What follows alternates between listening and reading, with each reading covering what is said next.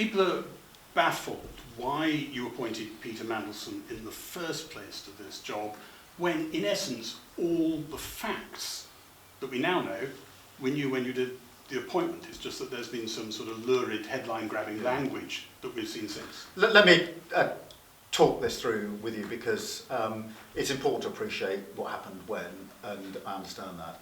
Obviously, the post, the diplomatic post of American Ambassador, a really important post, and Peter Mandelson, before he was appointed, went through a due diligence process. That's the propriety and ethics team, went through a process, and therefore I knew of his association with Epstein, but had I known then what I know now, I'd have never appointed him.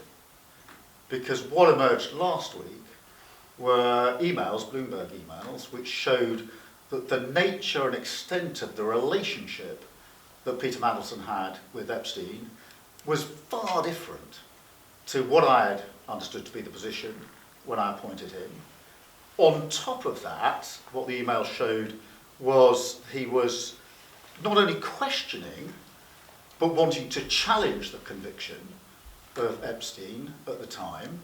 That, for me, went and cut across the whole approach that I've taken on violence against women and girls for many years, and this government's approach.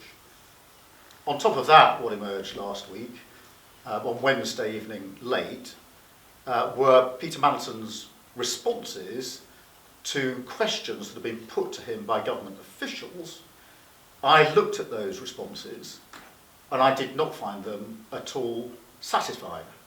And therefore, on the basis of those three things, the nature and extent of the relationship being far different to what I'd understood to be the position at point of appointment, the questioning and challenging of the conviction, which, as I say, goes to the heart and cuts across what this government is doing on violence against women and girls, and the unsatisfactory nature of the responses from Peter Mandelson last week to the inquiries made of him by government officials, I took the decision to remove him.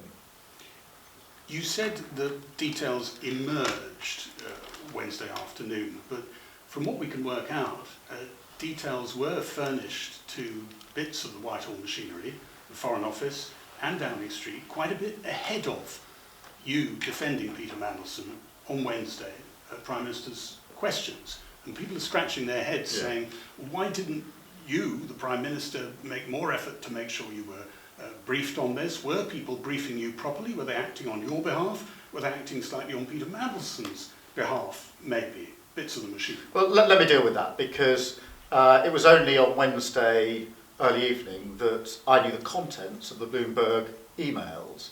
It was only very late on Wednesday when Peter Mandelson replied to the questions that had been put to him by government officials.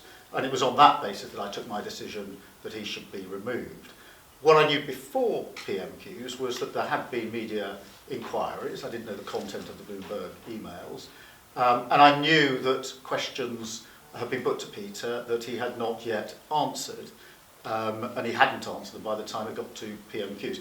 There is, of course, a time lag in America, but I knew that there were questions that had been put to him, but I didn't know what answers he was going to give to those questions. That came later on Wednesday. And that's why, at that point, I gave the answer I did at PMQs, and that's the extent of what I knew at the time.